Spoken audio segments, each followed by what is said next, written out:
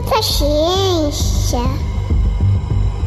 Olá, ouvinte! Eu sou Letícia Sarturi e hoje esse episódio é um alerta muito importante. Olá, eu sou o Júlio Ponce e nós estamos nesta semana liberando mais um episódio especial porque temos o dever como cientistas de alertar a população para o aumento de casos de Covid que podem estar relacionados a uma nova onda, infelizmente. Para falar disso, nós convidamos o cientista Lucas Ferrante, que tem se dedicado aos estudos envolvendo a Amazônia, os povos indígenas e, é claro, aos estudos epidemiológicos da Covid-19 no Brasil, especialmente em Manaus. O Lucas é biólogo, mestre e doutor em biologia e trabalha no INPA, o Instituto Nacional de Pesquisas da Amazônia. Lucas, eu não vou me estender a falar do seu trabalho, porque eu acho melhor você se apresentar para o nosso ouvinte. Seja muito bem-vindo ao Escuta Ciência. Eu agradeço pelo convite, Letícia, Júlio. É um prazer estar aqui com vocês, com o público aí de casa também. Bom, eu sou Lucas Ferrante, tenho trabalhado desde o início da pandemia com as dinâmicas do coronavírus, coordenando um grupo multidisciplinar, pesquisadores da UFMG, do INPA, da UFAM, que é a Universidade Federal do Amazonas, né? Onde nós temos produzido uma série de alertas epidemiológicos que foram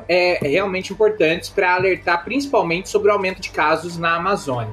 Como vocês falaram muito bem, minha formação é em biologia, meu mestrado e meu doutorado são em biologia com ênfase em ecologia, e a parte de dinâmicas epidemiológicas é uma parte importante das minhas linhas de pesquisa. Olha, muito bom ter você aqui, viu, Lucas? Eu acho importante a gente valorizar os nossos cientistas e ver o quanto nós temos trabalhos bons sendo conduzidos e sendo importantes até mesmo para a saúde pública, como é o caso do trabalho do Lucas, né? É um prazer ter você aqui com a gente. E assim, para começar esse episódio, nós já vamos logo de cara falar da notícia ruim. Arrancar logo o esparadrapo para alertar as pessoas sobre essa situação, a nossa situação atual com a Covid. Então você poderia agora começar já explicando pra gente qual é a real situação do nosso país nesse momento?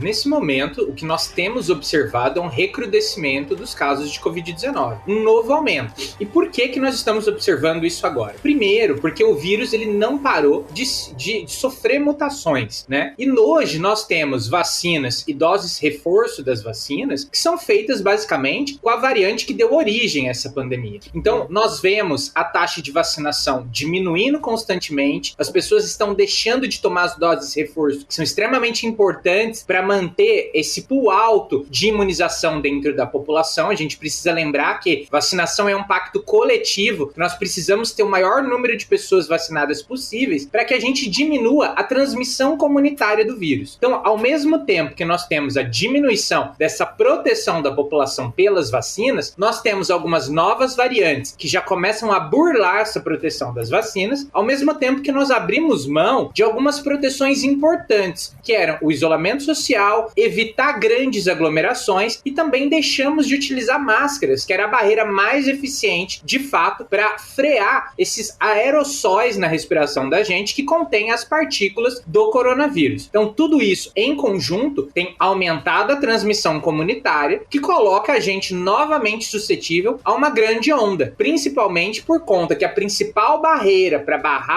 a contaminação de casos, que é a utilização das máscaras, ela foi basicamente abandonada. Então, isso é uma preocupação muito grande. Nós vemos que as variantes, cada vez elas estão se tornando mais transmissivas, o que tem baixado o número de internações e a letalidade, de fato, foram as vacinas. Então, o vírus, por si só, ele não está se tornando menos letal, ao mesmo tempo que nós estamos abrindo mão do que protegeu a população até agora. Então, isso tem causado já esse aumento de casos. Dentro das últimas 24 horas, nós tivemos quase 200 novos óbitos, né? É extremamente importante que a gente volte a algumas proteções e entenda que, de fato, a pandemia não acabou. É bem complicado mesmo, assim, a gente vê as pessoas relaxaram muito nas medidas. Eu mesma, quando saio para os lugares, eu fico muito preocupada, assim, quando eu vejo que as pessoas estão, por exemplo, lotando shoppings, às vezes, de final de semana, e todo mundo sem máscara, numa tranquilidade, assim. Eu tenho usado máscara ainda, tenho usado em locais fechados. Eu sou professora, então, para dar aula, né? Então é importante, porque a sala de aula, às vezes, não tem ventilação, é fechada, tem muita muita gente, e eu tento aí manter, por exemplo, se eu tô num lugar aberto, mas eu tenho que ir a um banheiro, eu uso máscara, porque você não sabe, né, o banheiro é um local mais fechado. Então, assim, a gente ainda toma os devidos cuidados, mas infelizmente a população já relaxou bastante por causa de uma política que fez com que isso fosse relaxado, né? E dá uma sensação de falsa segurança, né? De a gente achar que por as pessoas terem sido vacinadas, por algumas delas terem contraído o vírus, elas não estarem mais em risco de contrair. E isso liga com a pergunta que eu queria te fazer. Você tem usado aquele modelo epidemiológico que a gente conhece como SEIR, né? Dos suscetíveis, expostos, infectados e removidos e novamente suscetíveis, para avaliação da situação epidemiológica e para a gente se preparar quando a situação aponta uma possível nova onda. Você poderia explicar para os nossos ouvintes o que é esse modelo, como ele funciona, os tipos de previsão que a gente consegue fazer com a utilização dele? Perfeito. Então, o modelo SEIR, ele é um modelo standard em epidemiologia, né? Ele é um modelo padrão, um modelo desenvolvido especificamente para epidemiologia, para a gente tentar prever, dentro de uma determinada localidade, o número de pessoas que vão estar infectadas, o número de hospitalizados, para que a gente possa atualizar, de acordo com as progressões, a necessidade do sistema público de saúde, né? E até mesmo o número de óbitos esperados. Então, como o próprio nome do modelo prevê, ele considera os suscetíveis. Então, quais são a proporção dentro da população de pessoas que ainda podem pegar o vírus, os infectados, com base já nas pessoas que testaram positivo, os expostos, pessoas também que foram expostas ao vírus e estão manifestando sintomas, né, ou hospitalizados ali, e de fato, os removidos, né, que são os óbitos, né. Então, esse modelo ele foi aprimorado pelo nosso grupo. Nós consideramos desde taxas de vacinação e proteção para cada tipo de vacina, considerando cada tipo de dose que foi empregada dentro da população. Então, ele consegue estimar, através dessas taxas de transmissão do vírus, que são taxas muito bem conhecidas, como que as dinâmicas do vírus vão se comportar ali dentro da população. Então, como ele é um modelo que a gente chama de modelo compartimentado, então, normalmente, eu vou ter os expostos, né, os suscetíveis, e aí, normalmente, essas pessoas elas vão sendo movidas dentro de cada compartimento do modelo. Então, uma pessoa ela tem chance de ser exposta, infectada, se recuperar ou vir a óbito. Então, com base nessas taxas de mortalidade do vírus, de transmissão comunitária, que considera, inclusive, a mobilidade urbana de cada município a qual a gente aplica o modelo, essas taxas são bem próximas do que, de fato, acontece nas dinâmicas das cidades avaliadas depois. Então, esses modelos, por exemplo, eles foram muito importantes porque nós chegamos a prever a segunda onda de Covid-19 de Manaus com mais de 6 meses de antecedência com ele, por exemplo, né? E é importante dizer que a predição de quando a onda vai acontecer, ela é muito difícil de ser feita, justamente porque as dinâmicas de transmissão, elas acabam variando muito ao longo de semanas, meses ou até dias, né? Então a transmissão comunitária, ela muda. Mas o número de suscetíveis naquela população, ele é sempre constante, né? Então, partindo do pressuposto que eu não tenho novas pessoas chegando na minha cidade e pessoas saindo ali, né? Logicamente que a gente tem uma margem que a gente considera de turistas, principalmente para uma cidade como Manaus, eu consigo de fato predizer o número de pessoas que vão dar entrada dentro de um hospital, os hospitalizados, e até o número de óbitos. É importante falar que nós estimamos que até no final da segunda onda, Manaus chegaria a 6 mil óbitos, né? Isso quando Manaus estava com 2 mil óbitos apenas, né? Nós apontamos isso, eu lembro numa ocasião até que eu apresentei esse modelo epidemiológico na Assembleia Legislativa do Estado aqui, né? E uma deputada, que inclusive é médica, ela chegou a mencionar, Dr. Lucas, seria impossível, né, que Manaus salte de 2 mil óbitos para 6 mil óbitos. Eu falei, olha, isso são as taxas já conhecidas, né, de transmissão do vírus. Nós temos um número grande de suscetíveis ainda em Manaus. Nós, baseados em dados, vemos, através de um modelo conservador, que Manaus ainda pode chegar a 6 mil óbitos na segunda onda. E Manaus chegou, de fato, a 6.500 óbitos no final da segunda onda, né? 500 óbitos a mais, porque justamente nós temos trabalhado com o que a gente chama de modelos conservadores. Ou seja, aquele é o menor resultado que, de fato, pode acontecer. Pra gente não dar um alarme maior do que, de fato, a situação espera, né?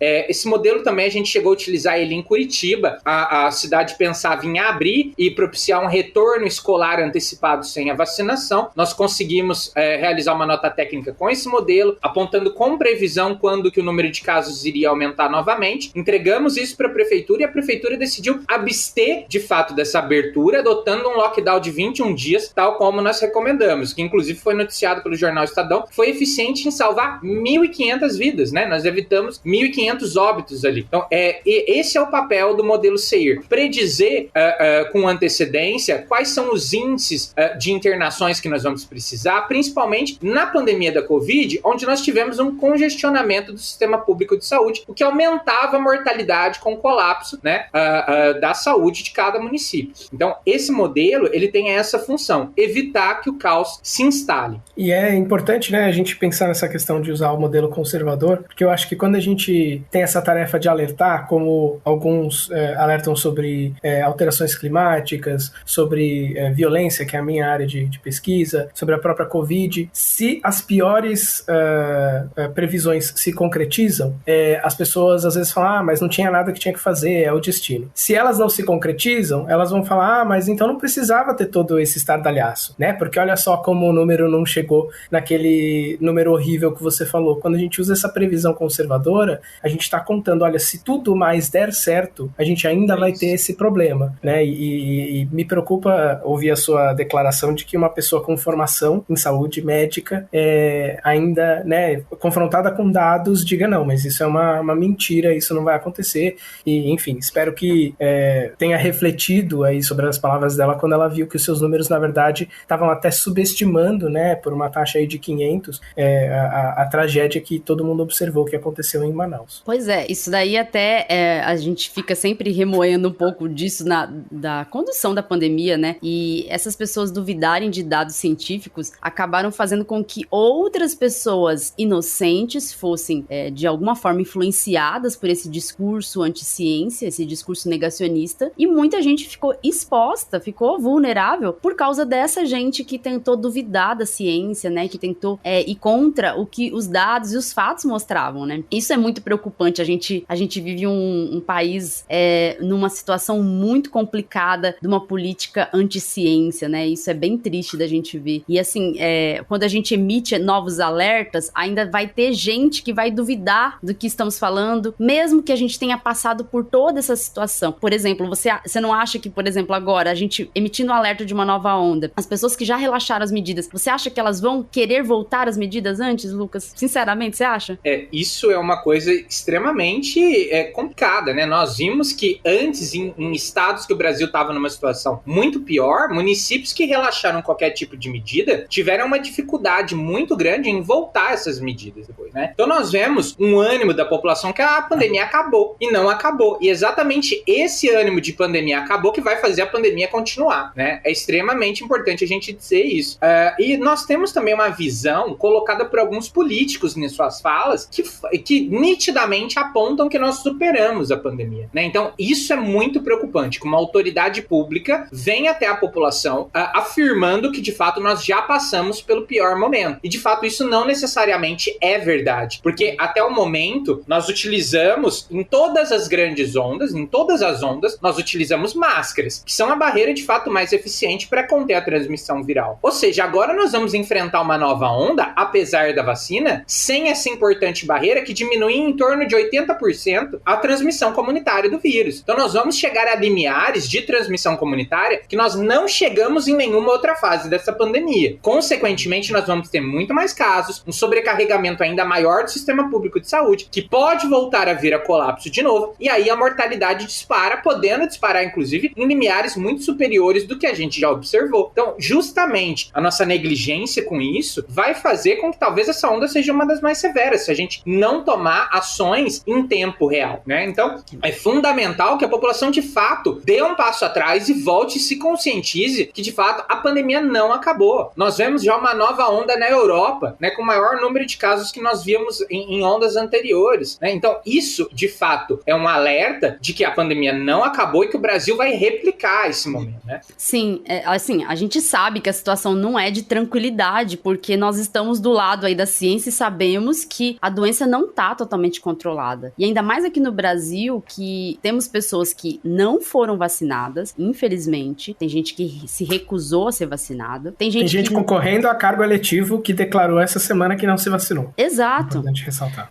Exato. Tem gente que não tem esquema de vacinação completo, e eu conheço pessoas que não têm esquema de vacinação completo, não porque são anti-vacina, mas porque se esqueceram de tomar a terceira dose, ou então então não tomaram a segunda dose porque foram deixando e acabaram pegando Covid e acharam que não precisa mais. Então, porque tem uma série de informações erradas, né, vindo também de autoridades. A gente sabe que as variantes têm escape imune, as vacinas não estão atualizadas para as variantes e a gente tem esse cenário das pessoas não usando máscara. Então, tá difícil controlar esse aumento de número de casos, né? Então, como que você acha aí que a gente pode agir nesse momento? A gente sabe que essas análises permitem que as políticas públicas possam, assim, basear-se nessas evidências e tomar algumas ações, né? E direcionar ali as ações para controlar a doença. Mas será que isso está sendo considerado mesmo pela política do governo atual? Perfeito, Letícia. Que a gente vê, de fato, que o governo Bolsonaro é negacionista em todos os aspectos, né? Nós tivemos isso não só na saúde pública, mas na área ambiental muito mais exacerbado, né? Nós tivemos, de fato, ministros que não acreditam em efeitos de mudanças climáticas e acham que isso é uma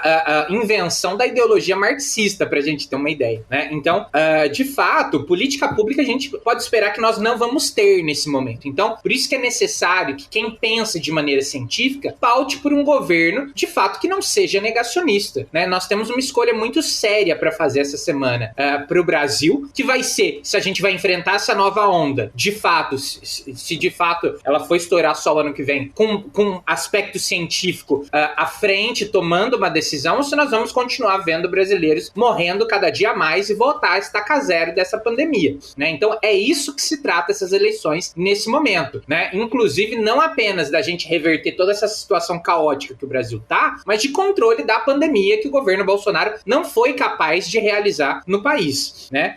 Além disso, nós vemos, né, uma série de desinformações passadas para a população e às vezes como sendo vendidas como verdades científicas, né, para as pessoas, né? Como se as vacinas que nós tomamos já nos protegessem totalmente do vírus, né? Ou se quem teve contato com o vírus está mais protegido, que não é uma verdade. Nós precisamos das doses de vacina, isso é fundamental, né? Mas nós também circulamos uma série de informações de que alguns ambientes, eles, por exemplo, não causam risco para a população, como o ambiente escolar. É bem interessante porque tem um trabalho publicado na revista Science, que ele analisou dados de 41 países, e esse trabalho ele mostra os ambientes que mais aumentam a transmissão comunitária nos municípios, né, e nos países avaliados. Então, o ambiente que propicia mais contaminação do vírus são ambientes com mais de 1.000 pessoas, tá? Esse ganhou em primeiro lugar, que hoje a gente sabe que as pessoas já estão se aglomerando, né, sem máscaras em ambientes com mais de 1.000 pessoas. Então, antes nós não tínhamos esse ambiente ativo de alta transmissão comunitária, hoje nós já temos. Um segundo ambiente que propicia também uma alta transmissão comunitária, tanto quanto esse, são ambientes já com 100 pessoas, né? Ambientes com até 100 pessoas propiciam uma transmissão comunitária também muito alta. E em terceiro lugar, a abertura de escolas e universidades. Porque, principalmente escolas, nós temos muitas crianças assintomáticas, mas que podem contaminar os professores, os seus familiares. Então, a transmissão comunitária do vírus, ela aumenta e de maneira que não se tem controle, porque em suma maioria, as crianças são assintomáticas. Então, o que nós verificamos, por exemplo, para Manaus em um dos nossos estudos, que o retorno presencial sem as vacinas, que Manaus foi a primeira cidade a propiciar esse retorno precoce, isso deu origem à segunda onda e a alta transmissão comunitária no município deu origem à variante Gama, que é responsável pela morte de dois terços dessas mortes nessa pandemia no Brasil, né? Então, é extremamente preocupante, né, que não se tenha política pública hoje para um passaporte vacinal nas escolas e que ainda se estabeleça o uso de máscara em escolas e universidades. Então, esse é o tipo de medida que nós precisamos ter implementado novamente, imediatamente, né? O Brasil não vai superar essa pandemia sem um passaporte vacinal nesses tipos de ambiente, lugares como shows, que concentram mais de 1.000 pessoas, né? Ou então festas com mais de 100 pessoas, ou ambiente escolar que tem uma alta transmissão comunitária, e a vacina é importantíssima para a gente diminuir essa transmissão. Então, se a gente tiver aliado uma dose de vacina reforço a cada 6 meses ou 1 ano, com base nas variantes que circularam no período anterior, mantendo a utilização de máscaras por um período um pouco mais longo ainda nesses ambientes, de fato nós conseguiremos sair da pandemia. Mas isso precisa ser adotado imediatamente. Nós já estamos vendo que, por exemplo, no ambiente escolar, é onde está se dando a maior alta de transmissão comunitária, novamente, mais uma vez, propiciando uma alta contaminação da população. Então, adotar essas medidas são fundamentais nesse momento. É preocupante mesmo essa questão do ambiente escolar, até porque tem crianças que não estão vacinadas, tem vacina que não está sendo disponibilizada para a criança por conta de ações do governo. O Ministério da Saúde não está disponibilizando vacinas para criança. A gente já teve aprovação e mesmo assim não há disponibilização. Então eu entendo, por exemplo, há muitos pais e mães preocupados com essa situação e a gente precisa realmente entender o papel do governo nessa falta de ação e também nessas ações que deliberadamente batem contra a ciência, né? Vão contra a ciência, como essa falta de vacinação das crianças, sendo que já temos até vacina aprovada, né? Eu acho que essa questão é bem importante, porque de fato nós estamos num momento de desgoverno, nós não temos capacidade de esperar que o governo resolva esse problema, né? Principalmente no ambiente de alta transmissão comunitária. Inclusive nós temos instado os próprios sindicatos de servidores das escolas, né, de professores, a tomarem as próprias providências para providenciar protocolos adequados para defender o passaporte vacinal e a utilização de máscaras ainda, né? Uma vez que depende, inclusive, dessas instituições promover a proteção dos seus funcionários ali que estão na linha de frente do contato com a área de maior transmissão comunitária da Covid, né? Então nós precisamos lembrar que nesse momento nós não temos política pública, né? Nós estamos basicamente num salve-se quem puder, né? Quem tem condição de se manter ali nas medidas, de fato, tá se expondo menos ao vírus. Então nós precisamos, de fato, entender que nesse momento, com o atual governo, nós precisamos ir além das nossas obrigações, principalmente quem demanda, né, de proteger o trabalhador ali na linha de frente, porque nós não temos um governo para fazer isso, tá? Então isso é extremamente importante. E antes que esse governo mude, nós precisamos lembrar que talvez essa onda já esteja estourando, né? Então nós precisamos de uma conscientização e de uma ação maior envolvendo toda a sociedade nesse momento, porque senão, mais uma vez, nós vamos estar suscetíveis a um novo colapso, né, por conta da inépcia desse governo, que é completamente esquizofrênico no combate da pandemia ou em outras atuações também que demandam de questões técnicas e científicas. Esse foi um governo que, em toda ocasião que pôde, sabotou as medidas científicas para proteger a gente da Covid, né? Foi falar mal de máscara, foi falar mal de vacina, foi falar mal de isolamento, foi falar mal de lockdown, que o país não teve nos níveis que a gente viu em outros que tiveram números muito melhores do que o Brasil, mas que ainda é usado, né, como uma forma de crítica.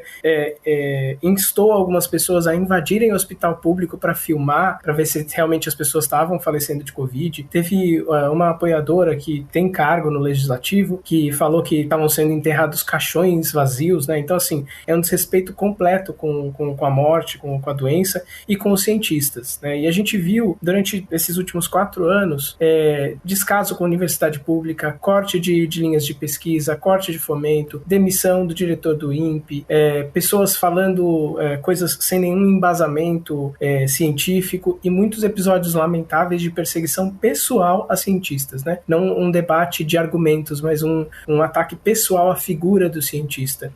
Você chegou a passar por alguma situação em que você pessoalmente se sentiu ameaçado durante esse percurso aí dos últimos 3 anos que a gente viveu sob o governo Bolsonaro e a pandemia? Júlio, eu vivi sim.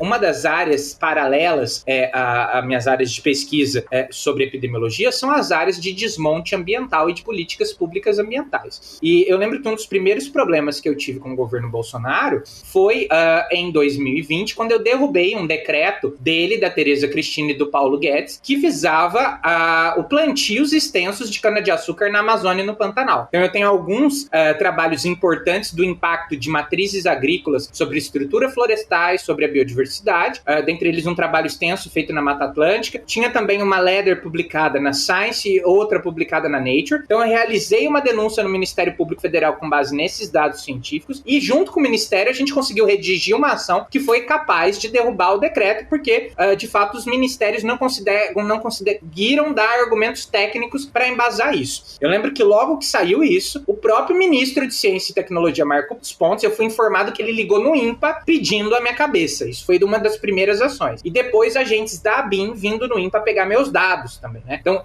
isso lá no comecinho. Durante a pandemia, isso se exacerbou ainda mais. Eu lembro que, por exemplo, no dia 7 de agosto, nós publicamos um trabalho na Science e outro na Nature Medicine. O da Science dava respaldo a uma ação do Ministério Público Federal sobre uma rodovia aqui na Amazônia que corta um dos blocos de floresta mais conservados, impactando o meio ambiente, os serviços ecossistêmicos da Amazônia, que são importantes para o abastecimento de água do sul e do sudeste, né, justamente importantes para a agricultura, para o abastecimento humano, né, e também essa rodovia violava o direito de mais de 18 mil indígenas, né, que têm o direito de consulta prévia, livre e informada, como se estabelece a Convenção da Organização Mundial do Trabalho, né, que estabelece que povos tradicionais impactados têm que ser consultados previamente de qualquer empreendimento que possa vir impactá-los, né. Então, nessa publicação nós alertamos sobre essa rodovia, que era uma obra do governo federal, né, uma promessa de campanha do Bolsonaro. O próprio vice-presidente da República falou que ele comeria a boina do uniforme dele se ele não pavimentasse a rodovia em 2020, né? E essa publicação nossa serviu para uma série de judicializações dos trechos, né, que não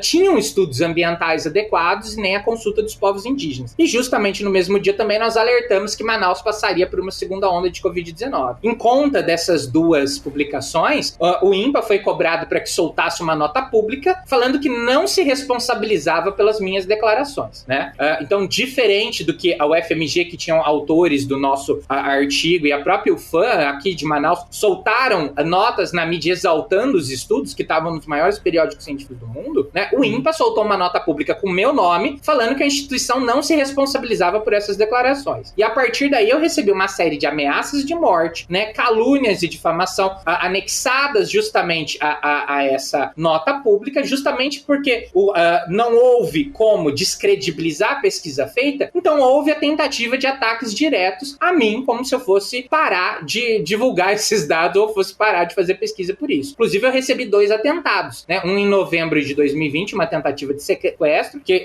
foi informado que eu estava interferindo em assuntos de segurança nacional, e depois, em dezembro, uma tentativa de envenenamento, inclusive, né? Então, é extremamente preocupante, porque isso parte diretamente de falas do presidente da República que incitam pessoas completamente sem bases morais ou de fato de limiares de ação para atuar contra cientistas, contra políticos que têm defendido causas de saúde pública e ambiental, né? Então nós vimos, por exemplo, disparado o número de assassinatos de ativistas ambientais aqui na Amazônia, né? No governo Bolsonaro. E justamente por ações que partem de falas e defesas feitas pelo próprio presidente da República. Então, não necessariamente que esses políticos precisam estar envolvidos nesse tipo de ação, sendo que, de fato, em parte dessa perseguição estão diretamente envolvidos, mas em casos mais extremos, nós temos lunáticos partidários dessa ideologia que acabam se sentindo empoderados para agir em nome do governo, né? E aí a gente tem esse resultado caótico de perseguição de cientistas, né? Por isso que, mais uma vez, é fundamental que a gente dê a resposta nessas urnas, né? Porque ciência também é política, né? Política pública. Nós vemos um desmonte generalizado da ciência do Brasil, todos os orçamentos confiscados para pagar orçamento secreto que está sendo utilizado diretamente na campanha do presidente da República, e isso deixando nossa ciência à míngua e a nossa resposta à pandemia também. Então é extremamente importante que a gente mude isso nesse momento para reverter esse quadro, e é importante deixar claro, cientistas foram perseguidos pelo governo Bolsonaro. Sim, sem dúvida. A gente é parte de uma perseguição também, principalmente em redes sociais.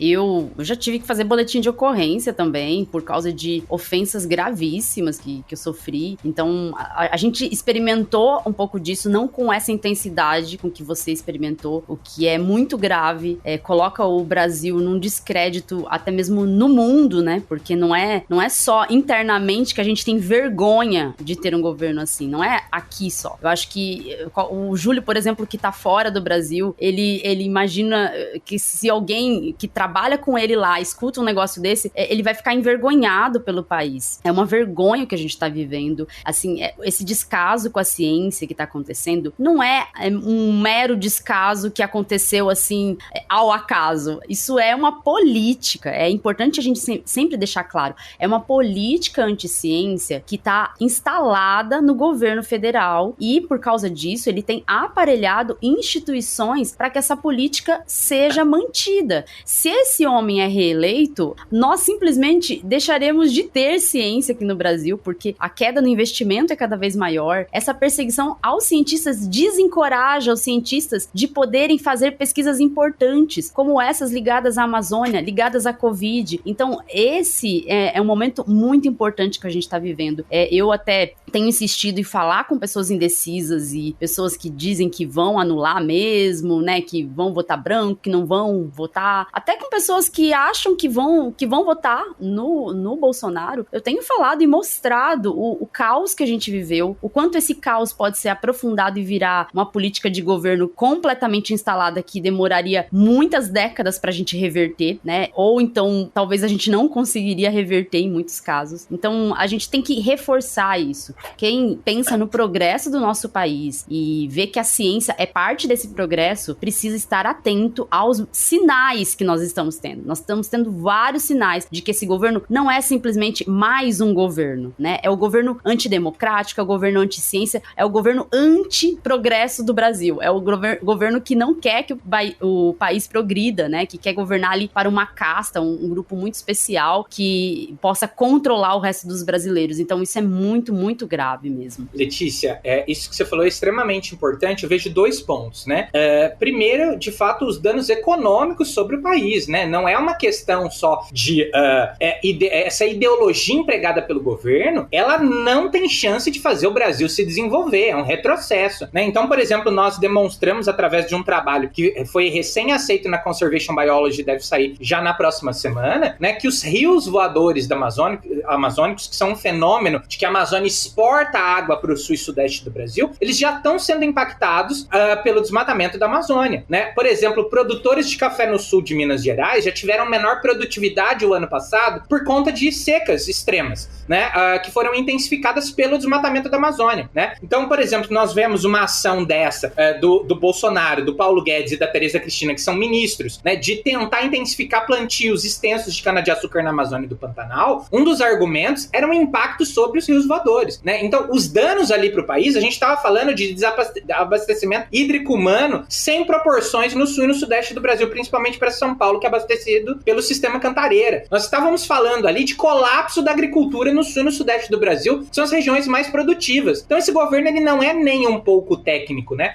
Se a gente não tivesse impactado aquilo ali, o governo Bolsonaro tinha conseguido, naquele momento, destruir a própria agricultura do país, né? O Brasil estaria num caos ainda maior do que está hoje. Nós vemos que o desmatamento exacerbado da Amazônia, ele já está impactando a nossa agricultura, o nosso abastecimento humano, né? Então, as consequências disso são muito graves, né? Inclusive, a Amazônia pode se tornar um vetor de novas pandemias, né? Porque degradação ambiental propicia saltos zoonóticos, né? E é importante deixar claro, a região amazônica não está preparada para dar um alerta epidemiológico. Prova disso é que a variante Gama, que surgiu em Manaus pela alta transmissão comunitária, foi detectada primeiramente no Japão. Então, nós não estamos preparados, né, para dar respostas a problemas que vão interferir, inclusive, na nossa economia, né? E é importante deixar claro que o governo federal está gerando esses problemas por ser um governo ideológico, né? Você falou muito bem que esse é um governo ideológico. Nós tivemos uma publicação na Environmental Conservation, que é editada pela Universidade de Cambridge, lá em 2019, onde nós apresentamos um dossiê do presidente da República e dos ministros e das ações propostas, né? E aqueles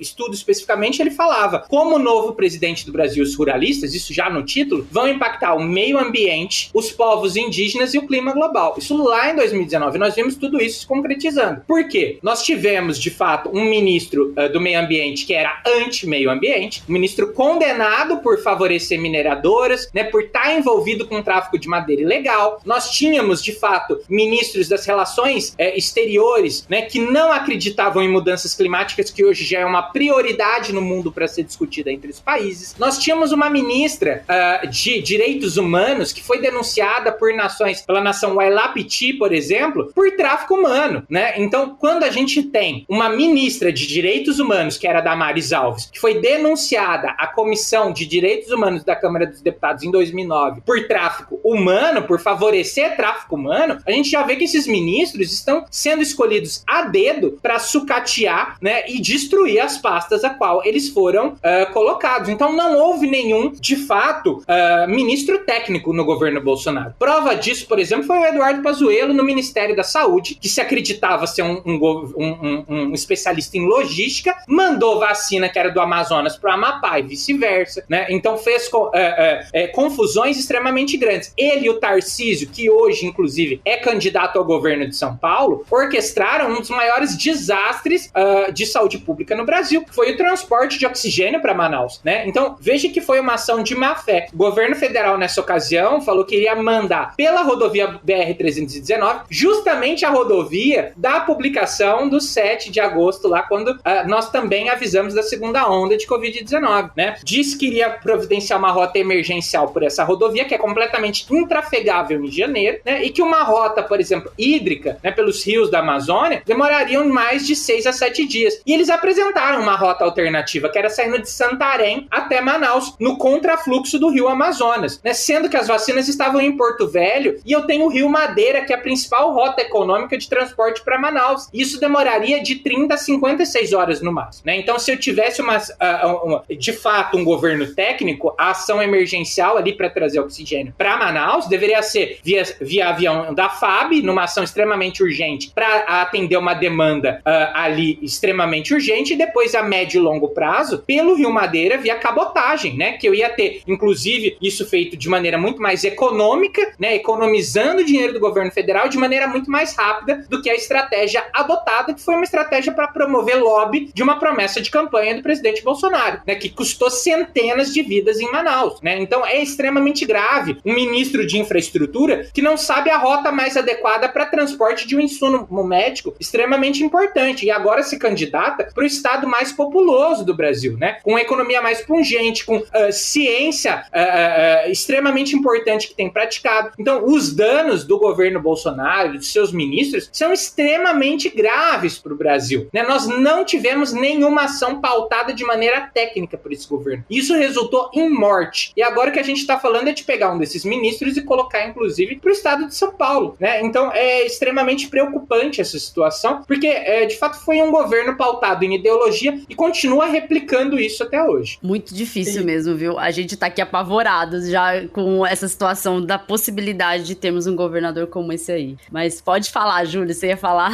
Eu queria falar que é importante a gente destacar, porque quando a gente fala, né, dos feitos do governo Bolsonaro, muitas pessoas podem pensar que a gente está fazendo por um alinhamento ideológico oposto ao dele, por uma questão de, eu não gosto pessoalmente do Bolsonaro, então qualquer coisa que ele fizer eu vou criticar. E eu acho que é muito importante, porque na pandemia a gente teve uma demonstração que eu acho bastante que ajuda a exemplificar que não é o caso, pelo menos para mim e para Letícia, que somos de São Paulo, que foi o caso do governador João Dória, né? Apoiador de primeiro momento do Bolsonaro, alguém com quem do qual eu discordo de várias posições. Eu era funcionário do estado de São Paulo, acho que ele fez algumas coisas que eu não concordo, mas quando foi o momento de vacinar, quando foi o momento de defender a ciência, de garantir vacina, ele estava do lado do Butantan. Acho que cabem algumas críticas quanto à comunicação, quanto à forma como eles fizeram as coletivas, que acho que naquele momento, enfim, né, por uma questão de comunicação, eles não fizeram da melhor maneira possível, mas era uma pessoa que não negava a ciência, né, que entendia, olha, a gente tem a vacina,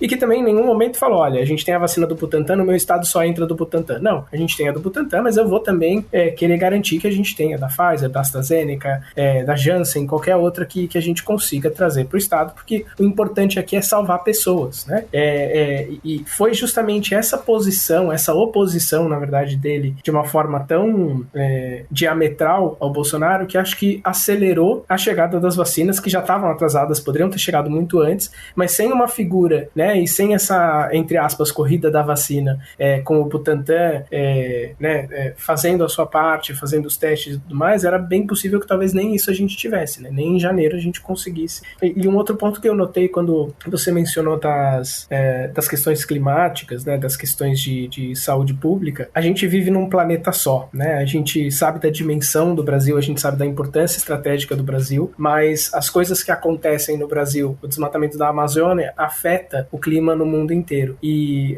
aqui no Reino Unido, né, e na Europa continental, na França, eles têm falado bastante que a frequência de eventos climáticos fora do previsto, né? Então as variações de temperatura, os recordes de temperatura alta, têm acontecido com muito mais frequência ultimamente, né? E de forma bastante atípica, com uma razão que a gente sabe bem qual que é. E isso acho que justifica o motivo da gente ter visto nessa última semana tanto editorial de revista que muitas vezes é crítica, né, a algumas posições posições até do governo Lula, mas que entende que o Bolsonaro tendo mais 4 anos para continuar a destruição que ele já causou é uma ameaça para o mundo, não só para o país, né? Então a gente tem a Nature fazendo aquele editorial que foi muito bem embasado, a gente teve editorial em vídeo do New York Times, a gente teve o The Guardian, todos eles falando, olha, o mundo inteiro está de olho nessa eleição, porque os últimos 4 anos não foram positivos para o Brasil e colocaram o mundo numa situação de risco generalizado, né? Então eu acho que a gente tem também que refletir essa questão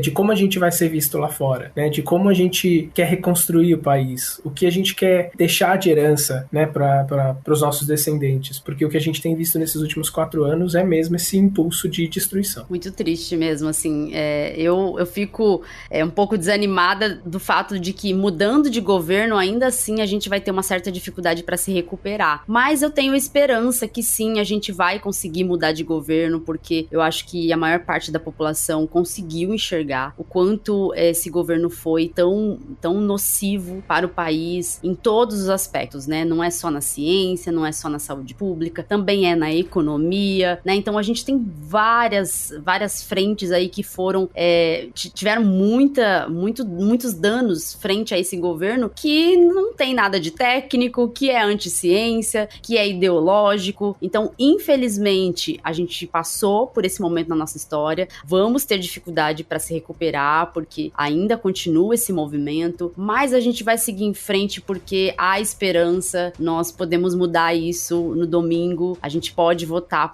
pela mudança que a gente deseja, por um país que possa progredir e que possa valorizar a ciência e os cientistas. Bom, Lucas, eu quero agradecer que você teve esse horário aí pra gente poder conversar sobre isso, mandar também esse alerta importante sobre o aumento de número de casos, podemos ter uma onda nova de Covid e isso é importante pra gente poder, pelo menos individualmente, fazer as medidas corretas de controlar a transmissão da doença, considerando que tá difícil a gente ter políticas públicas direcionadas pra isso, mas também é a nossa hora de pressionar por essas políticas públicas. A nossa hora de pressionar tá chegando, pressionar os botões lá da urna, a gente pode pressionar isso pra poder mudar essa política de alguma forma, pra poder gerar pressão sobre os governantes, porque quando a gente tem governo, a gente tem que exigir políticas públicas. O governo não serve pra ser uma figura, pra ser adorada, pra ser seguida, a gente não quer uma seita, a gente quer uma política, a gente quer políticos, né? Então, muito obrigada por você ter vindo participar do Escuta Ciência, foi um prazer te receber aqui. Eu só quero que você finalize aí divulgando suas redes sociais, como que as pessoas podem acompanhar seu trabalho também, que eu acho que é importante essa aproximação do cientista da população pra gente poder mudar aí o pensamento das próximas gerações a respeito da importância da ciência também na política. Perfeito, Letícia, eu que agradeço o convite, a você, ao Júlio também. Então eu acho que é extremamente importante a gente estar falando de ciência nesse momento político que o Brasil tá, porque é justamente a ciência que vai tirar o Brasil desse buraco. Sobre a pandemia, eu acho que é extremamente importante a gente se conscientizar nessa eleição, mas é importante a gente lembrar também que a gente tem mais 2 meses de governo Bolsonaro pela frente, independente dele perder a eleição ou não, e a gente tem uma virada, e aí é muito tempo e nós vamos precisar de ações, e isso vai demandar, né, de outras instituições cobrando medidas nesse momento para evitar que o caos se instale, porque senão em janeiro nós vamos estar explodindo de casos de Covid-19, né, ou até antes. Então é fundamental nesse momento, né, que principalmente no ambiente escolar se paute por uma política de voltar à utilização de máscaras, que isso seja defendido, e pelo passaporte vacinal. Isso é fundamental, né? Para quem quiser ter interesse no meu trabalho, todos os meus trabalhos publicados, todas as minhas entrevistas estão no meu currículo Lattes, isso pode ser acessado através dos links lá, né? Eu não costumo postar muito nas redes sociais, até por conta das ameaças que eu sofri durante essa pandemia, então eu desativei algumas delas, voltei depois, então muita coisa disso se perdeu, mas está tudo disponibilizado no meu Lattes, na plataforma do ResearchGate, e também publicado, por exemplo, no Amazônia Real. O Amazônia Real é um jornal independente feito de pesquisadores, de pessoas envolvidas aqui na Amazônia, e todo o trabalho nosso científico nós temos divulgado em português, em textos traduzidos, divididos em séries no Amazônia Real. Então esses textos em inglês, para quem não tem domínio da língua, ele pode ser lido em português também, é só acessar lá, colocar Lucas Ferrante e vai estar acessando todos esses trabalhos também, que é extremamente extremamente importante que a população se conscientize e vá atrás também para buscar esse tipo de informação. Então, nesse momento, nós precisamos voltar a usar algumas medidas, usem máscaras, se vacinem, tome a dose reforço quem não tomou, levem seus filhos para se vacinar. Isso é extremamente importante. É importante que diretores de escola, né, que os professores comecem a se mobilizar para uma maior proteção nesse momento, porque esse vai ser um ambiente de maior transmissão comunitária. Nós já sabemos do risco, né? Principalmente nós precisamos exigir para o ano que vem um passaporte vacinal para toda a comunidade escolar. Isso é fundamental. Mas talvez essa onda ainda estoure antes do ano que vem. Então é fundamental que nós adotemos essas medidas agora, tá? E potencialmente essa onda pode ainda ser uma onda muito grande. Então, gostaria de agradecer a vocês pelo convite, para a gente estar podendo discutir esses assuntos imprescindíveis para mudar os rumos do Brasil e ainda evitar mais mortes por Covid-19 nesse momento, tá? Então, qualquer pessoa que tiver interesse aí pode entrar em contato pelo e-mail, né, lucasferrante@hotmail.com, né, para ter acesso a essas informações, né, e vamos continuar fazendo ciência, acreditando na ciência, se vacinando e ainda utilizando máscaras. É isso, pessoal. Obrigada, então. A gente vai ficando por aqui, então. Tchau, tchau e até o próximo episódio. Tchau, pessoal. Ei, ouvinte, não vai embora ainda não. Você sabia que agora você pode apoiar o Escuta Ciência? Sim, nós criamos um Apoia-se para o Escuta Ciência. Você poderá nos ajudar a ampliar nosso trabalho e custear os gastos que temos para semanalmente colocar o Escuta Ciência no ar. Você pode nos apoiar com valores a partir de R$2. Viu? A gente nem tá pedindo muito. E ainda terá recompensas que incluem dar pitacos no podcast, sugerir temas, um grupo exclusivo para apoiadores, episódios exclusivos e até sorteio de brindes com temas científicos. Entra no link do Apoia-se que está na descrição do episódio. Esse link aqui, apoia.se/Escuta a Ciência Podcast, tudo junto e sem acento. Apoie nosso trabalho. Fazemos isso por amor e dedicação, mas queremos fazer cada vez melhor para você, por você. Seu apoio é importante. Se você não puder apoiar com dinheiro, não se preocupe. Nos ajude divulgando o Escuta a Ciência. Obrigada por acreditar que a ciência deve ser escutada.